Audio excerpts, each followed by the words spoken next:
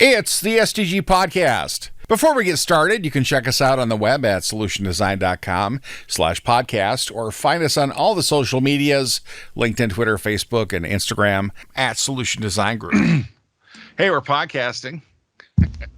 Here with us today, we have some special guests. We have Ethan Russell that joins us. Hi, Ethan. Hi. And we have Emily Vanderland, who is part of our podcast production team, part of our marketing department, and we strong-armed her into joining us. So she's a hostile witness and a reluctant guest. Hello. Then, of course, we got our regular podcast. Say hello and introduce yourselves so I don't have to. Hey, I'm Chad Jetner. I'm Peter Lawrence. And I'm Kyle Bacher. And today we're going to talk about generations. So we've got 3 generations represented. 3.5. 3.5. Officially. but Emily is Gen Z. Shove me down. Yeah. Emily is Generation Z. Ethan is a millennial. Generation Y. Yeah. And then Chad and I are Gen Xers, early Gen Xers. Peter is a very early Gen Xer, and Chad puts him in an almost boomer category. I'm a solid Gen Xer. 1975 is when I was born, so that puts me smack dab in the middle. I always think we're all the same age. Yeah, and I'm really putting Peter in that category, so I can just say "Okay, boomer" every time he says something. That's right. That's me. So I've been reading up on some of this stuff. Because I am the worst person to talk to about generational differences because I don't pay attention or care. Because you think we're all the same age anyway, right? I feel like we are. Like the older I get, the more people are my age, no matter what age they are. That's right. Emily's just been missing for a while, and now she shows up and starts working, and here she is. Yeah, let's not identify as a Generation Y. Or whatever you guys are, sorry. X, they're X. X. So Gen X is this is from some articles. They're all pretty much around the same, but Gen X is 1965 to 1980. Millennials, 81 through 1996. Gen Z is 97 through 2012. And so that's we don't have breakdown. any. We do not have any 10-year-olds working at STG, or we would have wrangled them in here. I can try. I can get my Gen Alpha child if you would like to have representation. She's going to turn 8. No, not yet. It's too much. One too thing, not enough experience. Online there's usually some kind of generation wars going on. Some okay boomer stuff.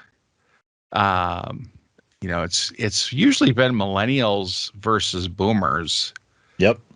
And so Gen X has kind of been sitting back watching all this and laughing. So did you guys look at anything about working with people in different generations prior to the podcast?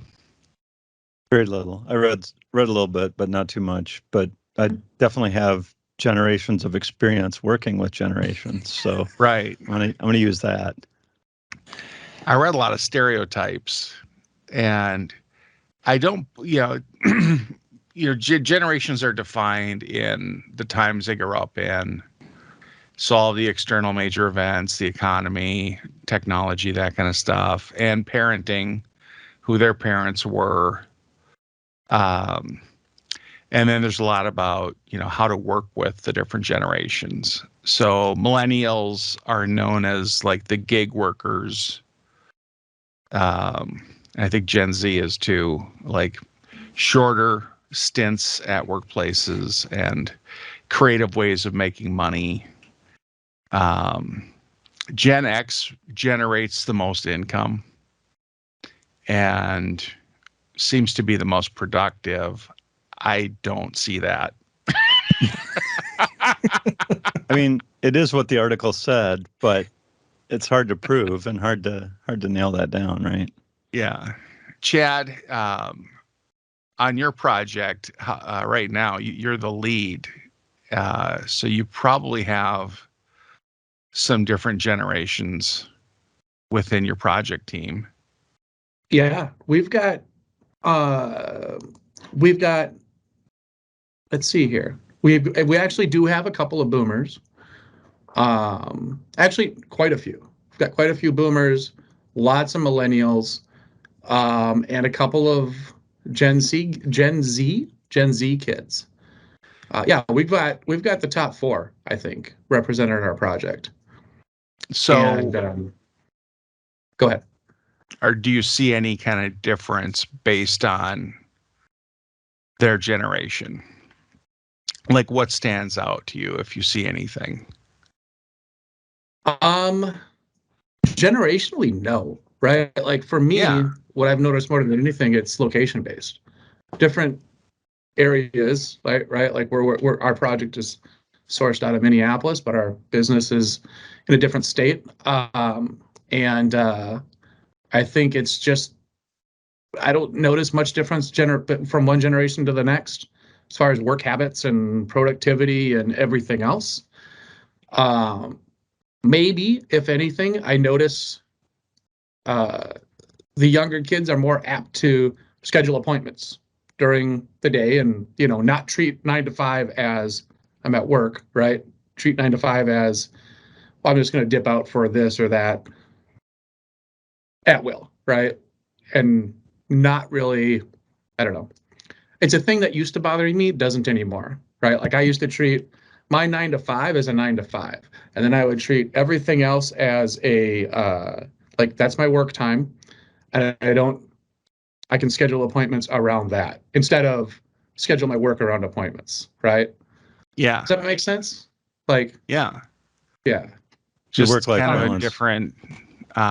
different mindset. So, yeah, and I think it makes me feel more like a boomer, so Peter's generation, because that's just kind of that's what I inherited from everybody. Like my dad, that's how he was, right? Work is work.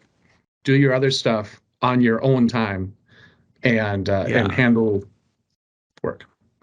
So, parenting being such a large part of these generational differences, like my parents are workaholics. Like they're always doing stuff.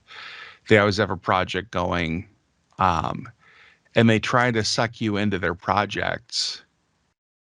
But my dad, 2 days after surgery, decided that the boulders that were on one side of the yard needed to be on the other, and was out there moving these boulders. And yeah, I'm like, Dad, you just got to the hospital. What are you doing?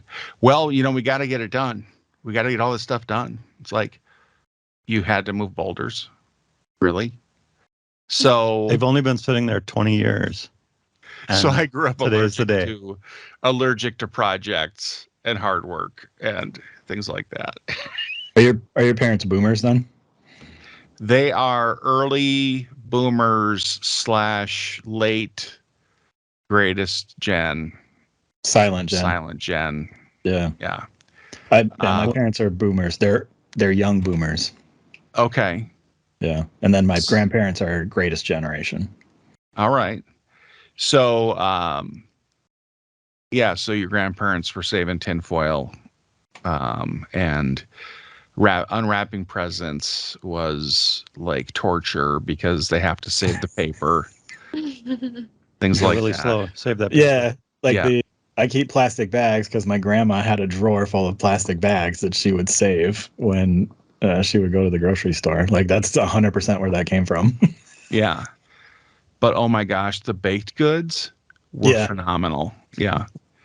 So, Ethan, your generation was in a different financial time where everything got expensive and the cost of living got expensive, and the the credit card interest rates got higher. Like everything kind of hit and impacted millennials, it seems. Millennials are the ones saddled with the student loan debt. And what else did I read about millennials that was a challenge? Your generation grew up with technology. Gen X is like the last generation that really didn't rely on like the modern communication devices. I got a typewriter for graduation. That's what I'm saying. Yeah, it's like millennials, and even depending on like where you fall in the millennial, I mean, your experience could be different, but yeah, kind of classified as like an analog childhood and a digital adulthood, a cell phone in like high school and pager, like all that stuff was starting to, I mean, it was all analog technology, but still. Yeah, I remember, I mean, 2008, the 2008 recession, I remember that. I joined SUG in 2011, so it was insane to me to make a move. So I do remember a time where like jobs were scarce. So this time that we're in now is, and I was talking to somebody else that's, younger millennial / Gen Z, and it's like they've never known a time when there were no jobs ever. But I saw that in 2008, and I was a youngin' in 88, 89, but I do remember that a little bit. Like I remember my parents talking about it. Mm-hmm. I Lived it. remember even the 2008, 2009 recession, but I remember it in a very different way. My mom was, I don't remember if she was furloughed or laid off, but my dad was still able to provide for everything. So I was in elementary school and I thought it was the best because my mom was home all the time. So I remember it very differently. Yeah, we I just started out heard- analog and became digital.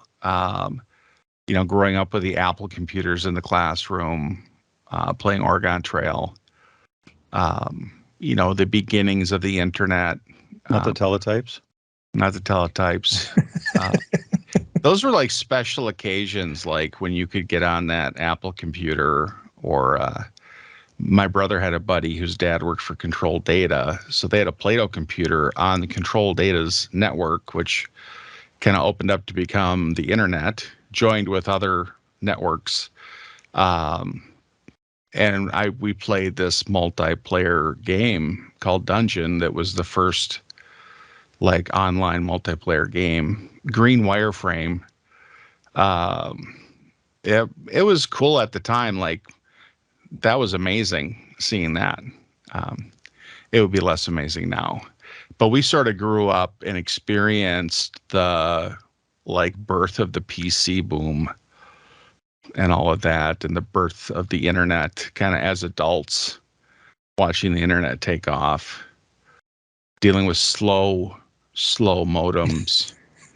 I remember the first one was just two guys saying 1001 over the phone, and then it got faster. So I was going to ask Emily if you've ever heard of a teletype, or is this like where we can see the generational lines where you guys used them? I know, and I've seen one, and Emily's not even a thing. Nope. Don't know what that is. Emily, have you ever had to tie up a phone line with a modem? Do you know what that even is? I think I do because I do remember like having to use the phone or a computer and it took a really long time and there was a bunch of noises that were really irritating. And then I remember okay. I don't Songs want of our to youth. Yeah. I don't want to use this. It's really loud, so I'm just not gonna deal with it. But I do remember the big like Dell computers and I would play on it and it was like a coloring sort of application that they had just came out with and I really loved it, but that's about it. Now I'm going to try to find what that was. Yeah, colors in childhood on computers are something that I never had. I had black and various shades of green. That was it. now, Yeah. Chad, did you have like times when you were yelling at somebody because they interrupted your internet connection and your game you're playing? No. Yeah, well, yes. I mean, it confused my parents for sure, right? Because I got online in like '94, right? Is when I started playing with BBSs and that sort of thing.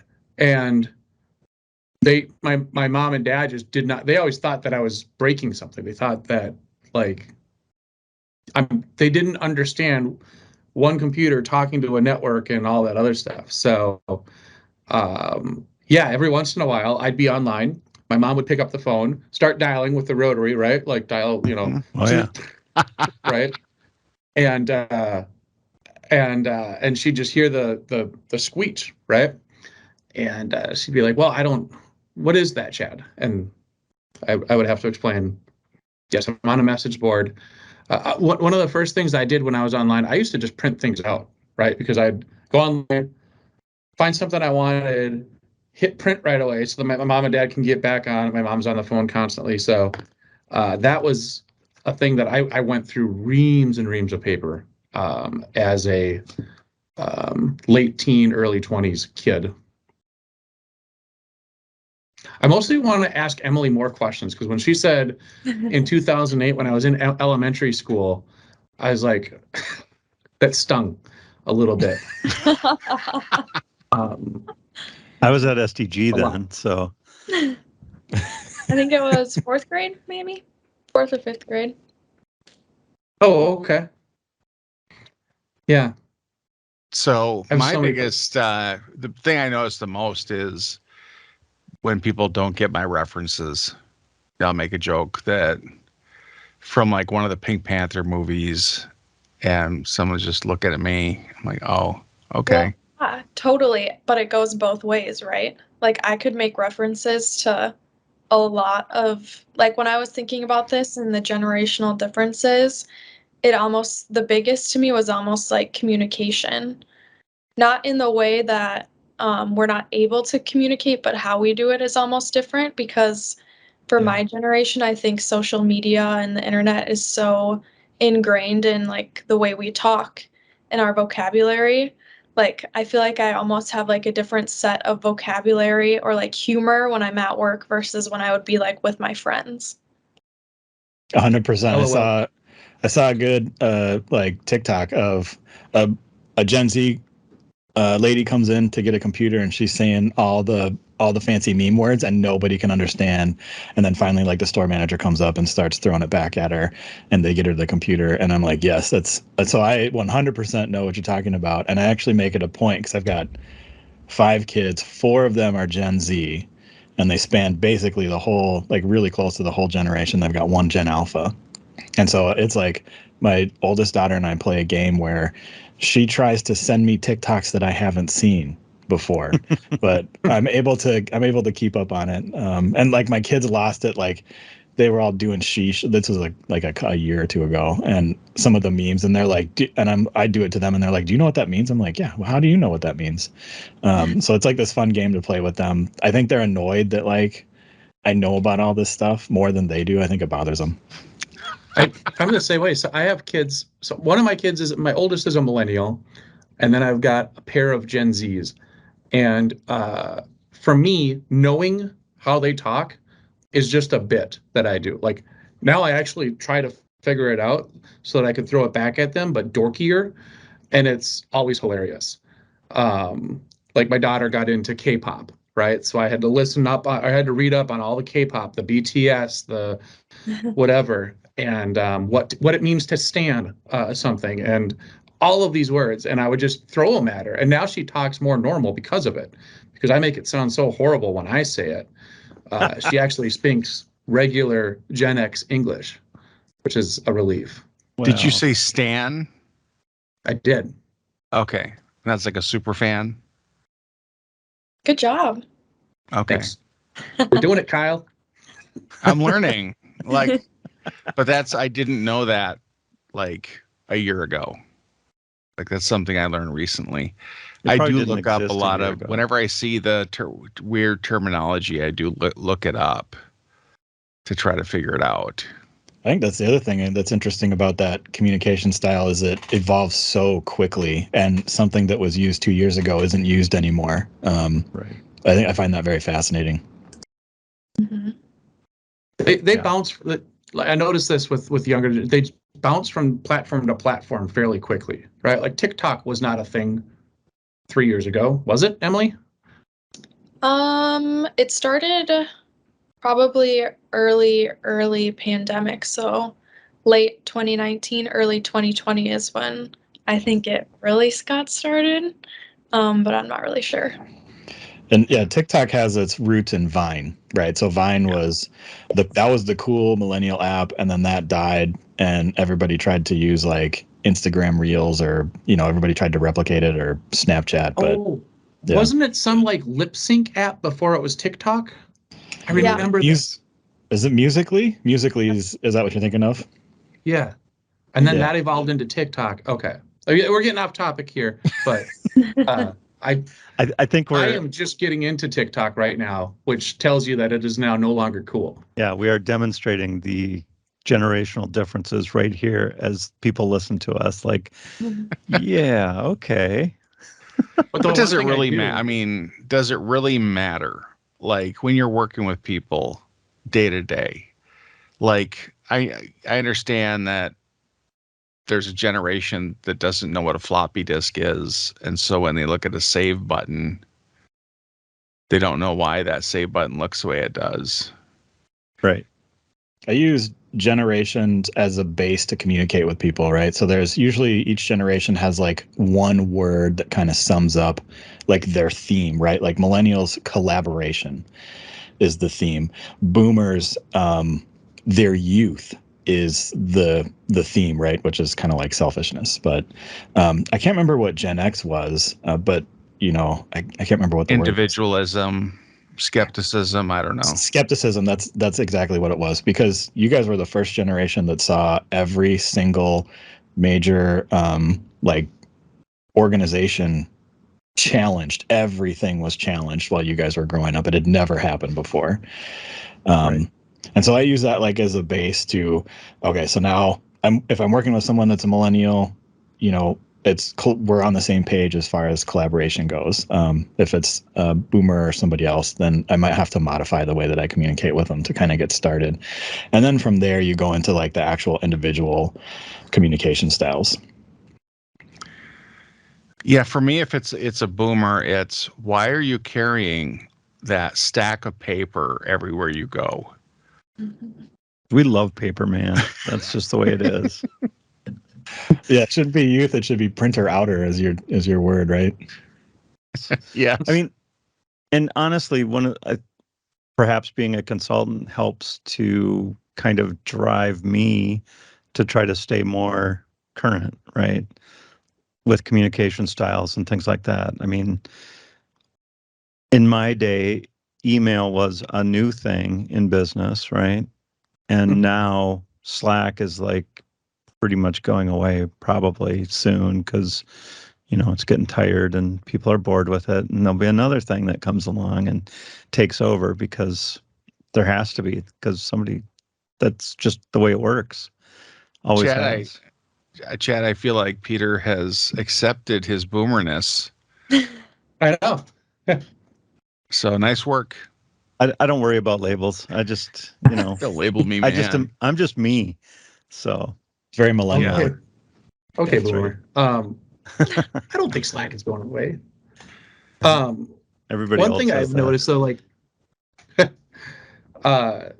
generationally, and maybe you've seen this, Peter, but different generations now, especially with what we do as technology professionals, I'm a little bit slower to pick up or to want to pick up a new thing, right? Like I've learned that, okay, at this point, I'm a Java developer. That's what I do. Chad, you have stated categorically that you will not pick up anything. Well, I have stated that. I'm sticking to that. But like at no point now am I going to say okay, now all of a sudden I think I'm going to pick up and become really, really great at React. I will be okay at React, but I'm not going to. Yeah. I mean, maybe I'm a good Java developer. I might not never really be a fantastic React developer or a fantastic Microsoft guy or Right. any of these um, big ERP platform like SAP is probably never going to be a thing for me. I've picked my stack. This is where my career is going. You seem more flexible though. Well, I'm currently not doing Microsoft Stack stuff, so I've flexed into the JavaScript land and am loving it every day. Really? Yeah. Wonderful. Yeah. So, and but that part of that comes from my career too. I mean, I'm not a C++ developer anymore and haven't been for probably longer than Emily's been alive. So, you know, generationally, you just kind of go with the flow and stay with it and stay on top of things. And try to embrace it as much as I can. But certainly there are times where I go, I just don't want to learn Python, no matter what, no matter how cool it is. I don't want to do it, but I can read it if I have to. It's coming back. Yeah. It is coming back. Well, and that's a great point, Ethan. Like, I started out with Perl, Python, and some of those languages. Yep.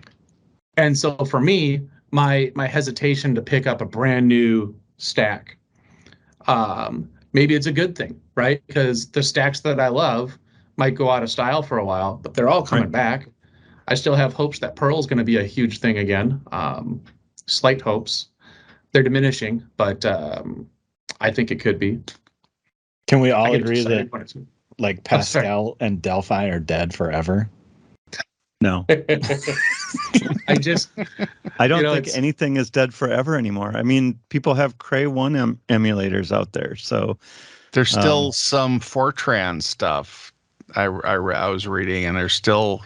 Wow. Fortran.net is a thing. Yeah. I didn't know. So back to the generational stuff. Like, you talked about communication, Emily, and we talked about, just different language, different terminology. Is there anything that has ever happened in the workplace that you attribute to, like any problem, anything that you attribute to generational differences that you run into? I would have to say maybe some of the younger generations sort of coming in and disrupting what is set in place or precedents or foundations or principles of the older generation. But I feel like that happens not in the workplace, but just everywhere. It's always the younger people coming in and looking at this sort of foundation or principle and saying, maybe we could tweak this slightly. In the older generation, well, if it's not broke, don't fix it, sort of that situation happening a lot. I don't think it's necessarily a problem, but it's something that both younger and older generations sometimes have to work through to get to an equal compromise. Yeah, trying to get young people to listen to experience is very difficult. Well, part of that is like millennials are the most educated generation, and our opinions and ideas are rejected by older generations a lot of times because they're new. And I think Gen Z will be, I don't know that they'll be more educated, but they'll, I think for sure, be smarter. Because I think there's just more ways to get the information. But I have high hopes for Gen Z. Yeah. I think they're going to be better with money. They don't appear to be out partying as much. So they're probably, spending more time on constructive things. They're really good at a similar, like using the internet as a prosthesis to their brain. Like, I don't have to know everything because it's all on YouTube. I can just go get a video or things like that because, you grow up with that, all those devices being plugged in. So I see that kind of those differences. Like communication style, Chad not reading emails is not really, doesn't line up with his generation. But Never.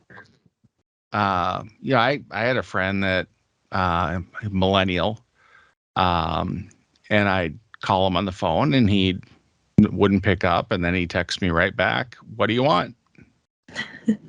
Like, I want you to pick up the phone. That was my Right. reply. I called you for a reason, right? Well, speak. So are you, as a millennial, Ethan, what is your preferred method of communication? I think it's texting. I mean, we're the ones that created AOL Instant Messenger. Slack was created by millennials, which is just AOL Instant Messenger reincarnated for corporations, for corporate millennials. I call it the Yammer for corporations. Yeah. How about that? Yep. Yeah. So like, I like, and yeah, my blue iMessage / SMS, because that was like the new big technology. I mean, SMS was 1991. Was it 91 or 99? I think it was 91. It's been around for a while. Is when It's probably SMS been around a long time, but I mean, honestly, my first cell phone was not that early, just because of the cost factor at that point in time. But I think that's one thing that Gen X has more trouble with than some of the other generations, is being able to be connected, but not always connected and pick, Chad, you've talked about this. Like, if you get a text message at 10 p.m., you might respond to it. Whereas most of the younger generations are like, yeah, I'm going to wait until I'm ready to respond to that, because I might have instant messaging, but I'm not, always available no matter what. Right. And I see that as sort of a good thing, is that like, I'm going to let work go a little bit, or I'm going to balance these things out a little bit. I don't need to respond immediately, because in the old days, I mean, a text message was like, oh my gosh, this must be super important, or they would have called or sent a fax or something. But now, Emily doesn't know what a fax is, but fax. It's like when you Xerox something and then Wow, I have not heard that word in years. did you have a mimeograph in your school? We did. best smile ever. What is that? I don't think I've heard that word. Oh, Is that like mimeograph? That's the for blue microfiche? thing. It's No, like no. a handheld, like, crank thing that makes copies. Oh, I've never heard of that Old or seen school. one. Holy cow. Yeah. It's the thing that came out before photocopiers, and it was kind of an old school thing, but a lot of chemicals involved, a wonderful smell that you guys will never know. You get the test and you're just like, oh, this is a fresh test. I can tell it hasn't been sitting around drying out. It's still moist and wonderful stuff. So Yeah. Black and white Emily, TV.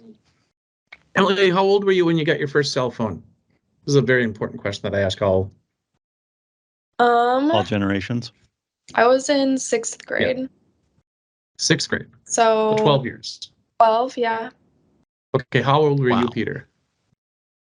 I was working my first job, so I was probably 28-ish, about then. And I had the $20 a month plan that gave me 30 minutes of free phone calls.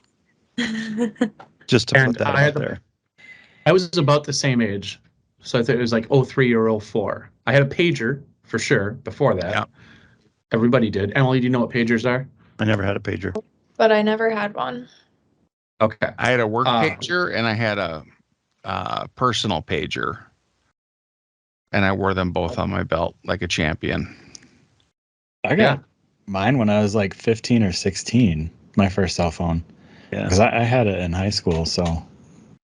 Mhm. Yeah, before you guys.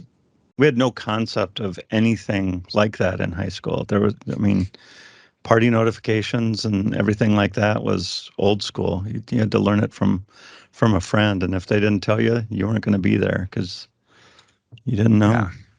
It started with car phones. You had a car phone, which was basically cellular, I believe. And in high school, I met my wife, and this was our primary mode of. I found this recently in some of my old comic books that I've had since grade school. But this is our primary mode of communication in high school. Passing notes, yeah. Yeah, she passed. Yeah. She would take. We all had the little notepads, and we would pass those back and forth constantly.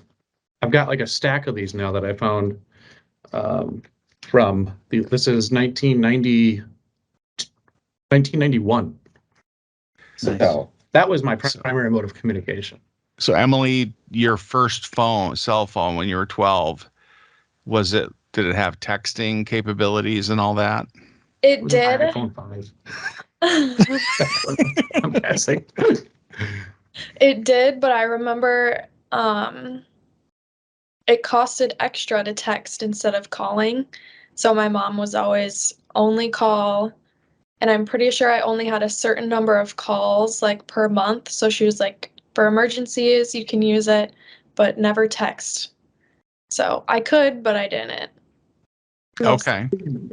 Text messages used to cost like a nickel a piece or something. Yeah. Yeah. I had that plan. Yeah. I used to be a wizard at texting on TTS, man. Is that Really? what you called T9 or? Yeah, T9. Sorry, not TTS. T9. Yeah. How many words per minute on T9? I don't know. It was pretty fast though, and then we moved over to the smartphones, or BlackBerry. BlackBerry came first, and then I think I tried to do like T9 at one point. I'm like, how did I ever do this? Like, how did I ever type full sentences on this? I would actually really appreciate a demonstration from somebody on T9 texting because I never got it. I didn't understand why anybody would take the time, and I used to get grumpy because if they expected a text and I had a T9, I'm like, I'm just going to call you because this will be quicker, right? No, and then hang up.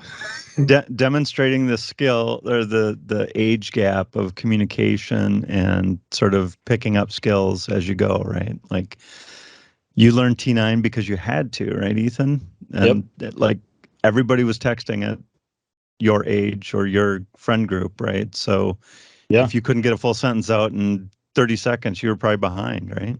Yeah, we did fun stuff like we'd have IRC on our phones. Like, I mean, this was all like very primitive from the cellular perspective, but yeah, you could get IRC onto your phone and T9 IRC your friends that were in front of their computers. It was a blast. Yeah. Actually have the very first Android phone. This is the Android, I think it's the G1 from T-Mobile. Oh, look at that. Look at that. It's actually kind of cool. I missed Slide. It's Slider nice. keyboard. The keyboard slides out and you got a thing. It's even got a mouse right here. Yeah. I should boot this guy up.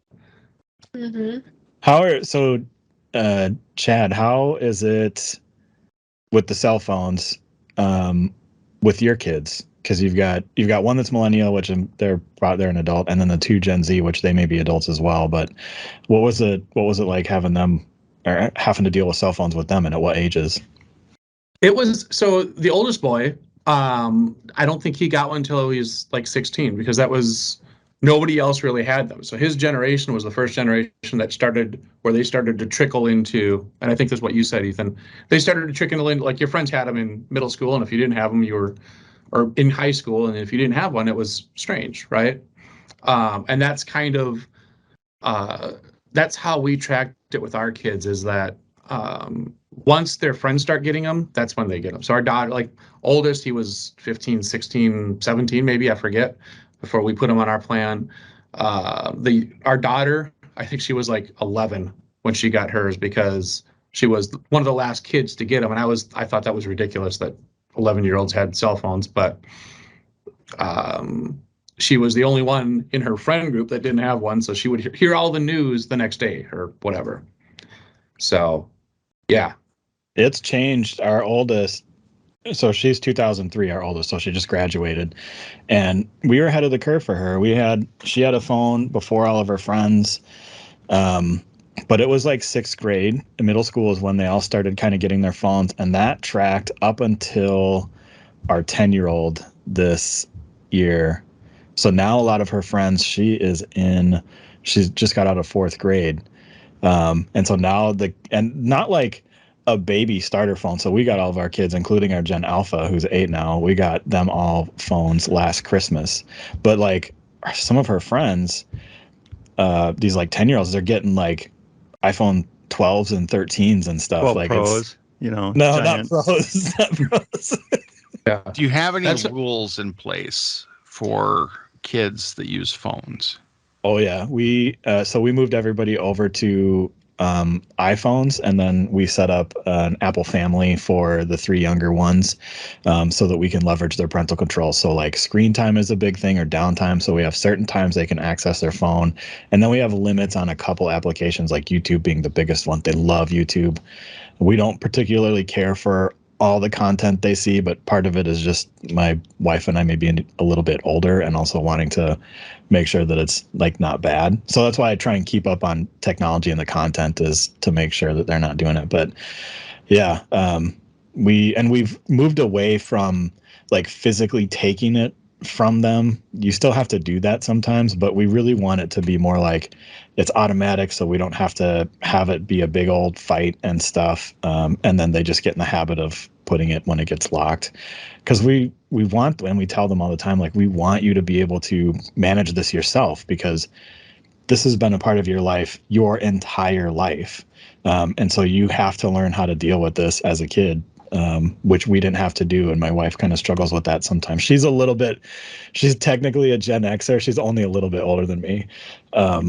But yeah, she's much more the boomer, like back in my day, like, it's very funny. It's very funny how different it is. But she's like, I don't understand why this is a problem. Like, why can't you just do what I say?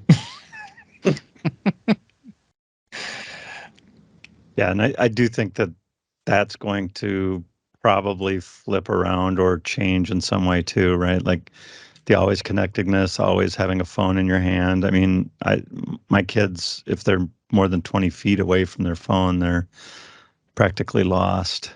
And they certainly, my oldest one she'll set her phone down and lose it and have to find it with her watch more often than not. But the youngest one is never that far away. And I think part of that is personalities, and part of that is growing up on things, right? Like, and what you get into if you are, streaming TikTok and YouTube and just going deep into the rabbit hole, you can kill off an entire day. We also have to be careful of the content specifically, because of how, I mean, we've seen with like Cambridge Analytica and some of these things, like how targeted, and you can pull people that are persuadable into certain lines of thinking. And so we're actually pretty careful about that. And if we hear, our kids say things that we think are off, like we have a conversation about them, like, where did you hear this? Where are you seeing this content? Which has only happened like one time. And it was like, our son had just told an off-color joke. And I'm like, where are you getting this from? And he's just like, I don't know, I just made it up. Yeah, I'm like, okay, like, I just want to make sure you're not watching videos on how to do this. Like, so, yeah, so it's like, it's a whole separate, thing, because they don't know. Right. And so then as parents, we have to do that. I think not to make this too much of a parenting podcast, but for my wife and I, it's more like survivor syndrome, right? Like, remember the whole survivor problem, right? So for us, we try to guard against all the stuff that affected us as a kid, and the content and everything, the digital and the online life for our kids was kind of a blind spot, because we didn't experience that when we were kids. So we were making sure mostly that like they couldn't sneak their friends in through the window, which is what my wife and I used to do all the time, and other things. So the texting, the late nights with the phone, I don't guard against it too much until it's an actual real problem. And with my daughter, we actually literally have, it got to be a problem. Like I wake up at 2:30 a.m. because I'm an old man, and I'd see the little glow under her door. Like, come on now. I'm going to take that. We're going to put it in the room. Knock it off. Be reasonable. I also think some of that sort of like connectedness or reliance on it also just comes with age. Like in high school, you wouldn't catch me without my phone 5 feet away from me. Like I would be walking through the school hallways and I'd have to go on my phone just to see what's going on. And now, I was at my parents' house this past weekend. Forgot my phone at their house and had to drive back. So it's also just, I don't know, I feel like it comes with age too. You don't need to be constantly figuring out what everyone's doing or what's happening in the world. Yeah. Are your parents Generation X then, Emily? My dad would probably be in the boomer category and my mom in the Generation X. So I got a little bit of a mix. Wait, because like the big thing from the generational wars, like there's somebody on TikTok, her name's OG Boomer Slayer, and I just find her contact like hilarious because she's a millennial and she's hating on the boomers. And so like, and one of the things like in general, if you get on that side of TikTok is the generational trauma that boomers went through and then passed down to their kids. And I feel fortunate. I didn't get all of it. Like I think I got my fair share. But like I also had my grandparents, the greatest generation, and then like a split between my parents. My mom was more of the pass down my trauma. My dad was not, because of how they were raised. So I was curious if you felt that way too, if there was trauma that your parents know about that they were actively trying not to pass down, or if they passed down and then you found out later because of information, or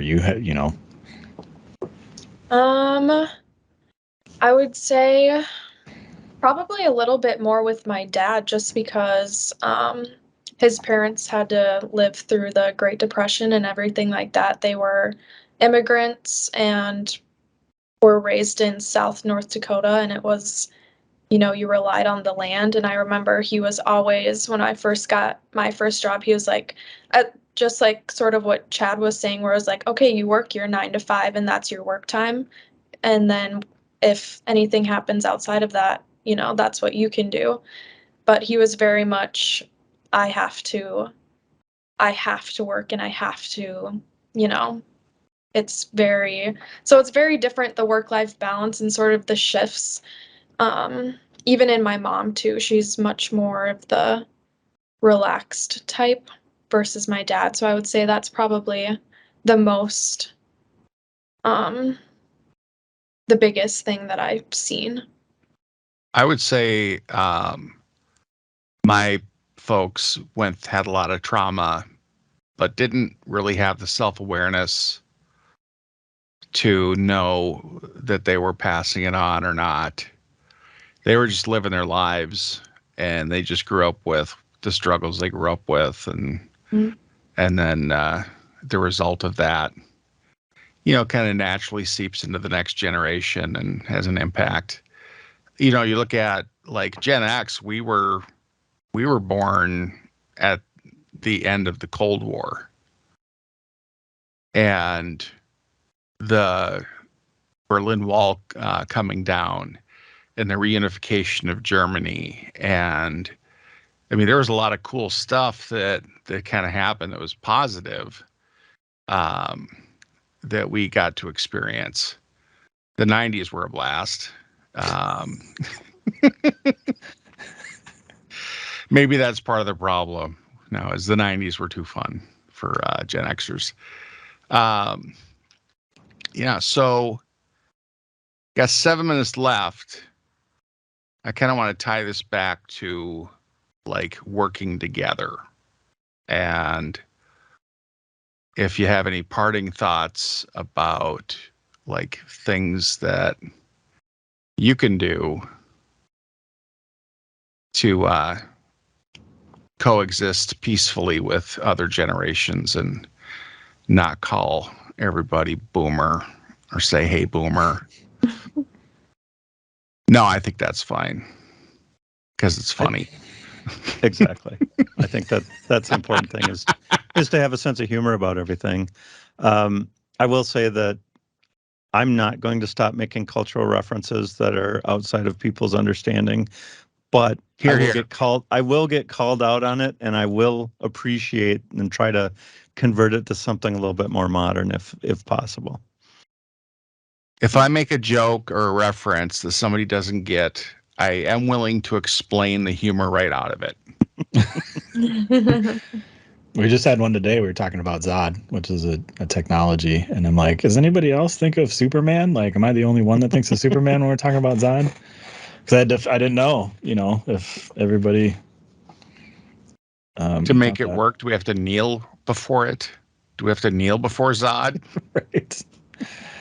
I think to answer your question, Kyle, I think it's, at least for me, it's just understanding like potentially where they came from is what it is. So it's less about like myself and understanding like my generation. It's more like having a base understanding of them so that I can change the way that I kind of work with them to meet their needs more, or at least go into that with that mindset, so that I'm not as prickly, right? Because the young people, millennials and Gen Z, were very prickly to especially baby boomers, because all of our ideas are different. And so I've really like worked on making sure the things I say are not progressive and scary, and kind of tamping it down.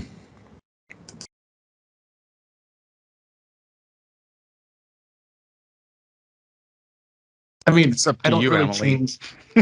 I was going to say, I don't change much based on who I'm working with, how old they are, how old or how young they are. You get the same Chad, no matter what. I mean, a slightly different take on it. I mean, yeah, if you're different life experiences, different age groups, sure, but I don't want to adjust what I do based on what I think you might want to, what you might want to hear based on your age. I don't want to discriminate. Everybody gets the same level amount of Chad that a young person, a Gen X, or an older boomer will get. Yeah, and I'm not like, just to be clear, because my dad, who is a boomer, I've talked to him about this, and he's like, I have a problem with that, changing who you are, and like that's not what I'm talking about. Like, don't change your personality, make your jokes, and do all that stuff. I'm really just simply talking about being aware of the way that you're coming off and maybe modifying your communication style. Like, just so like I know, like if I go work with someone that's a Gen X or boomer, I might be dealing with an AIS situation, right? Ass in the seat. So that's their mentality, is like, it doesn't matter how hard you work as long as you're available these hours. Doesn't matter to me. Yeah. So that's a good point, because one thing I have noticed, to Ethan's point, is like I fact check all the emails that I get, and I send back like very long-winded replies, right? Like, and I expect, I mean, it's going to be read. That's an expectation I have. Whereas what I found is, and this almost directly ties to generational issues, different folks based on age will skim or skip or whatever what I'm writing. But they are, when I do read emails, when I do respond, they are incredibly detailed and very long. My status reports are very large. We actually print out your status reports, and we have a shrine. The scrolls. Chad Status Report Museum, where people can go in and marvel at your status reports. Do not do. Good. But I have lost faith in humanity's ability to read and ingest everything in an email. Like now, I find my emails, I write my email, then I go back and I write a TLDR, too long, didn't read section. And then I usually go just delete the other. Delete the rest of it. Yes. I like that bad bad form from earlier on, like the 90s, are now just really good puns. Like I write all my emails in Comic Sans, because it's so stupid that it's now funny, right? But like back then, people would do it. You'd be like, oh my God, this is cringeworthy, but now it's kind of a good, really stupid joke that hopefully people know is actually a joke and not me All right. genuinely writing shit. It's your Emily, favorite I class. want you to bring it home. What can we do for you as these older people, older generations, and you kind of coming into the workplace, finding your way? Is there anything we can do to accommodate your generation or speak better, communicate better? I don't think there's anything you really have to do to accommodate. I mean, it works both ways. I don't know, just be open and interested in learning and listening and evolving. I mean, that's what we're always doing anyways as humans. Chad, I see you smirking, but you can evolve too. There's time left. There's still hope. There's time left. Our Wow. biggest takeaway is that we're all holding out hope for Chad. Yes. Why do I feel like Emily thinks I'm the boomer in this conversation? Probably because I act like one. Yeah, you've said the most Posture. boomer things. Arms crossed. Yeah. All right. And with that, I think we'll say goodbye, everybody. Goodbye. Goodbye, everybody. Hi, kids. Bye. Ethan, thanks for being here. Emily, thanks for showing up or else. And goodbye. See you later. Solution Design Group is a digital product consultancy in Minneapolis. Check us out on the web at solutiondesign.com or look for us on Facebook, Twitter, LinkedIn, and Instagram at Solution Design Group.